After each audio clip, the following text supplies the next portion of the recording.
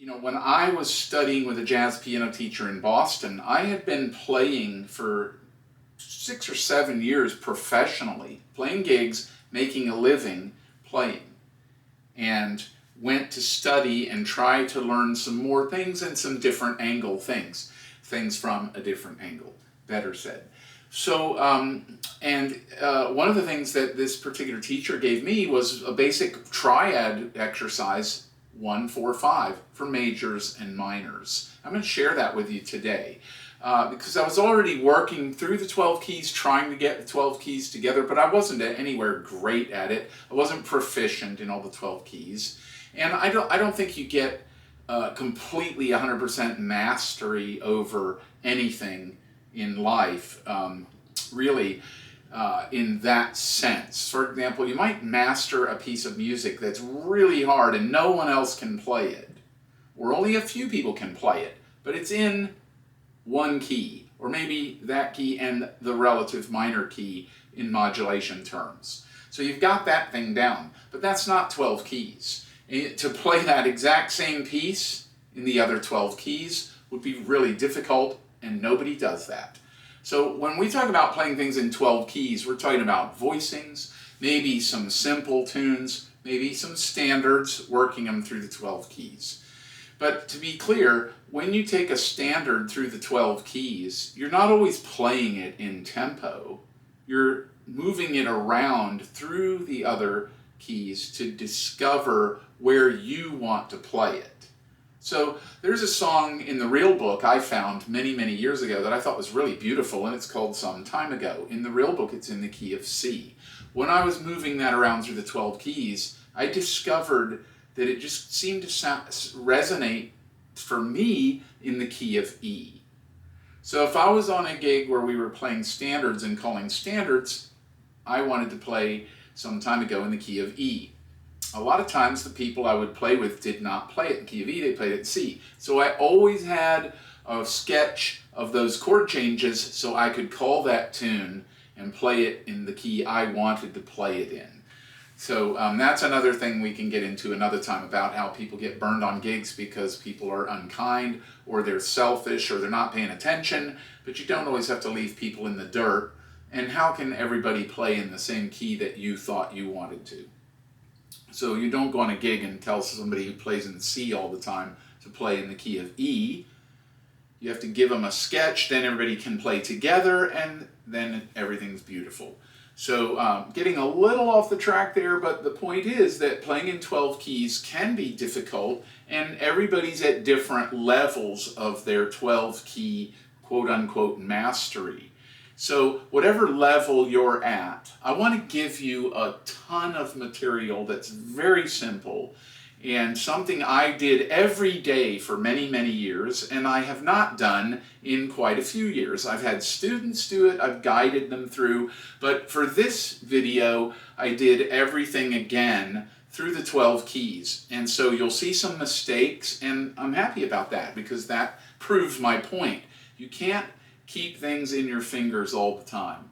They're not going to always be there. You move to the next thing, and then you maintain the beauty of what you had, or the intellectual knowledge of what you had, the sound of what you had, and anything you want to keep, you got to keep doing it, or it's not going to be there. So I have different ways of maintaining my level of technique at this point in my life, but I wanted to deliver these things to you, so I'm going back through this, which I again said I did every day. The things I'm going to show you here, I did every single day for quite a few years, even while doing gigs and playing jazz standards that had nothing to do with this simple sound. This is what I was doing when I would practice. So without going any further, I'm going to let you start looking at over my shoulder here, and we're going to work through some really simple things, and I'm pretty sure if you take the time to go through all of the stuff I'm giving you at the pace I'm going, stopping the video, rewinding, practicing, taking the time, you're going to be at a level you never dreamed of in a few months, a couple of years. So let's get started. First, we figure out the root motion.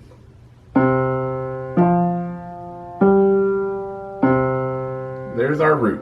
1, 2, 3, 4, 5, 1. We're going to use the same fingers in all the keys. 5, 2, 1, 5.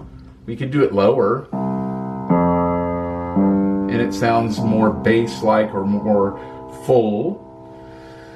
But I'm going to keep the hands close together so you can see, you can be looking back and forth. So we're going to go root position,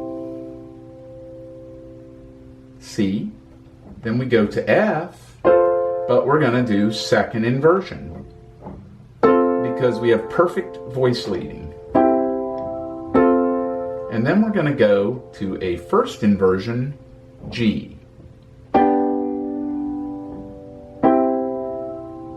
So we do this now, and this is why you want to know all your triads and all the inversions, because this is a next step with those things. Now these are not cadences. You know, you have the cadences and so on that you do with the dominant seventh. But the dominant seventh is a very important chord in jazz and in composing in modern music, so you don't want to be trapped into that hand position. We're developing our ear and diatonic movement at the core level. So this is going to be 1, 4, 5, 1. Now I'm going to go ahead and do the next set because the left hand stays the same. First inversion C, root position F, second inversion G, and then first inversion C to finish.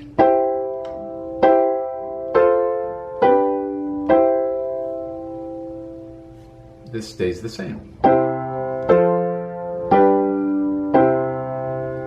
Now we go to the last one.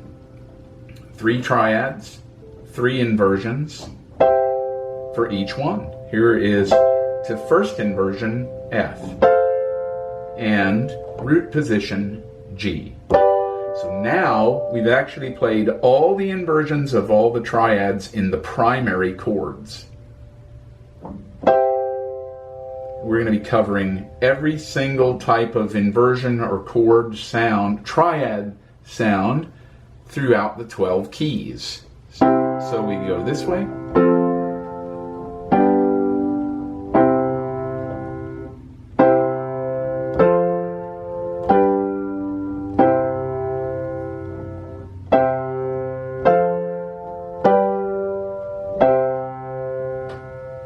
Now we go to the key of G. You can go up,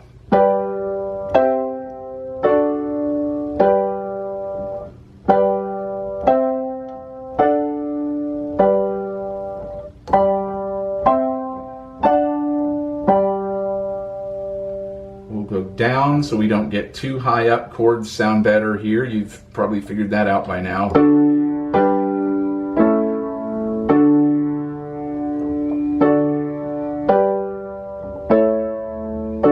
Next chord is in my left hand. That's telling me what to play. Here's my G, here's my A. Root position. I wouldn't use that fingering, but I'm going to use the same fingering in every key. So I'll keep going because we're going to go to A next. The fingering is the same as I've done so far everywhere else on every inversion.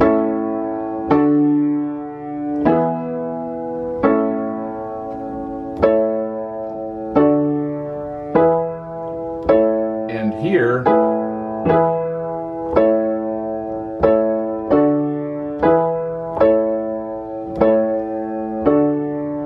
like 1, 2, and 4. Now I haven't done this exercise in a while, so if I do inconsistent fingering, I apologize, and I have the original fingering I applied to each finger in a PDF, or I'll put that in the description as well. So you can get it there, and it's the same through all the 12 keys, even if I mess up and do something different. So that's worth offering you there. There's the key of E.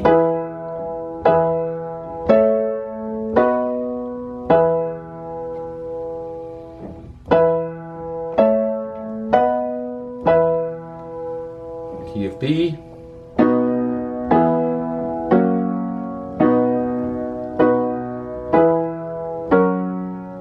Notice I'm starting to move towards the way I should play, where my hands go towards the wood.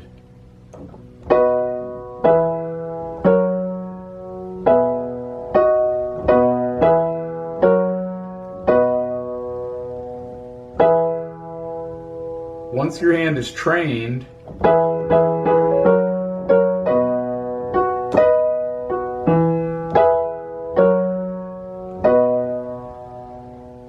then it's more comfortable up here.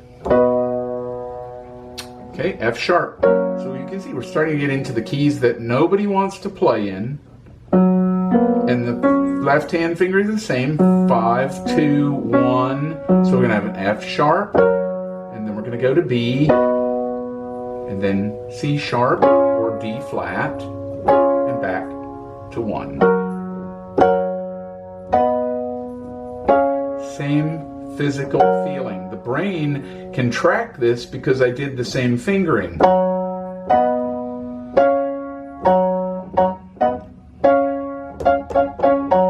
So by doing the same fingering in all the keys, the pitches are there. The brain recognizes the pitches and sends the fingers to those keys that will get those pitches to happen. And the more you play, the more that occurs. So you have a tactile and sound connection to your instrument. 1, 4, 5, 1.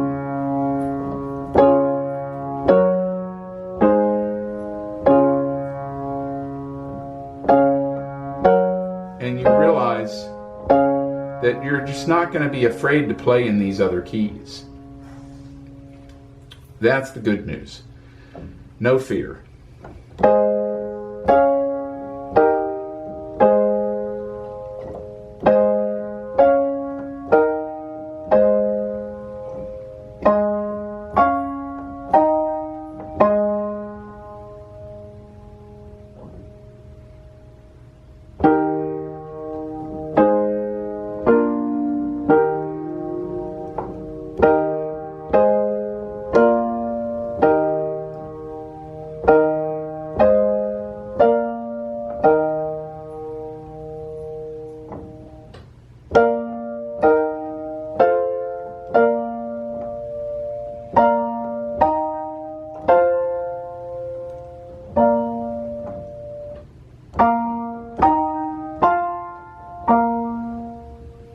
They sound better here. A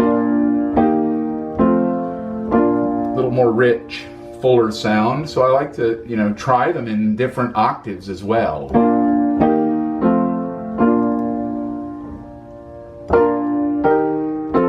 It just sounds totally different down here.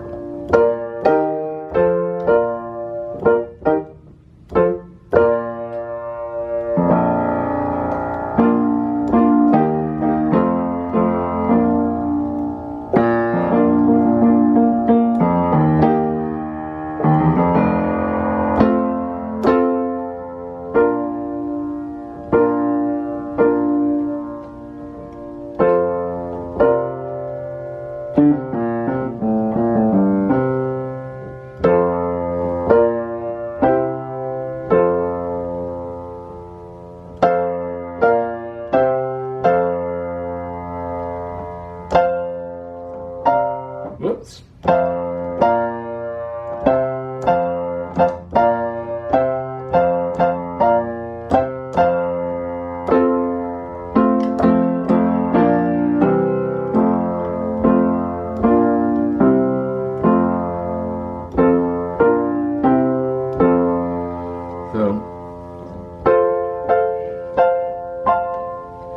So you can see a couple of mistakes here and there. One, I like to capitalize. I made a little thing up with it. Sometimes I do that when I'm practicing. If I make a mistake, I try to turn it into something intentional so that I can get out of what the mistake is and keep moving forward with the creativity.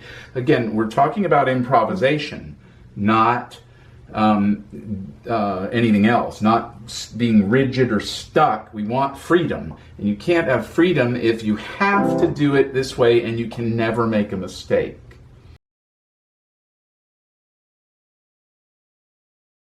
I do these with both hands as well. So I like to do them with the root. When I go back and touch bass on this, I'll play the root for grounding sometimes, but a lot of times I like to do them together. And that's a very good thing to do because you really develop your hand, because you're going to be playing with two hands, right? So it's not always going to be bass.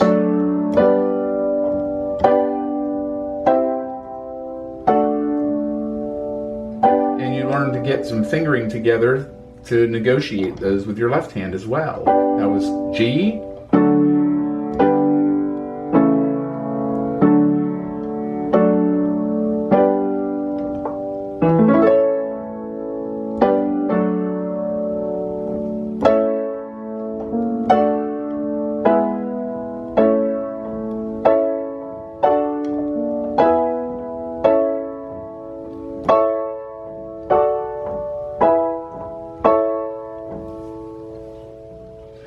So make sure you do them with both hands.